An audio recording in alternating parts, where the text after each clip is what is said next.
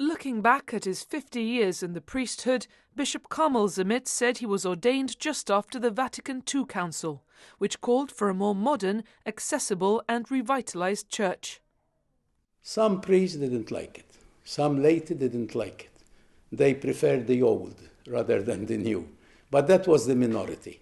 And even up to now, you have a very small section of the church which seem they don't want to move forward. They are stuck in the past, which in a way, I don't like. Because if we don't move forward, where are we going to go?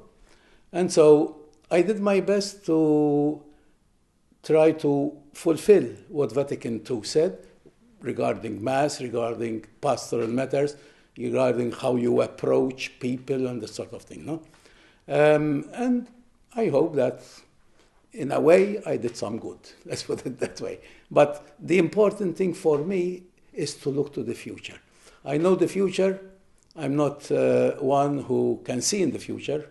I am a prophet in the sense I bring the message of God, but I don't look, I can't see what's happening in the future, but I pray that there is a future for the church with all the changes that are happening. The bishop says the church has to accept that the world has changed a lot and must ask itself how it will adapt to that change. I think the church has to focus on what the world is like today and how to answer to the needs that are arising in the church nowadays.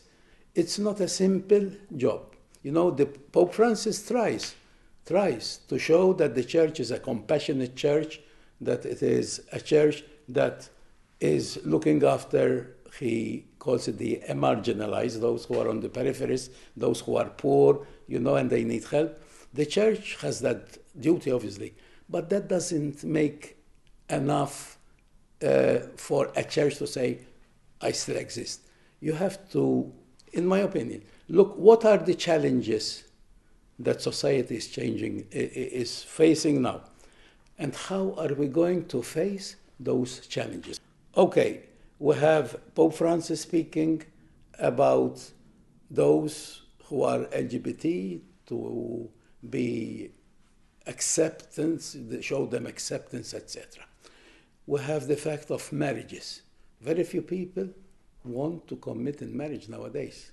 Before you had a lot of marriages in the church and civilly. Now, even civilly, they are diminishing, not only in the church. People just join together.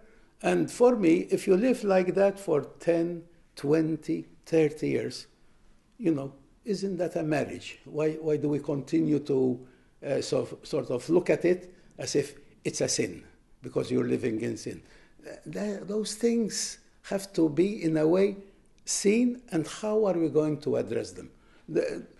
Those are just two simple examples. There are many more, where people sometimes feel they are alienated from the church, away from the church, because what the church has been teaching up to now doesn't seem to apply to them. It's a big challenge, and you don't resolve problems in a year. But I see the future like that in the church. What are the challenges? How are we going to resolve them?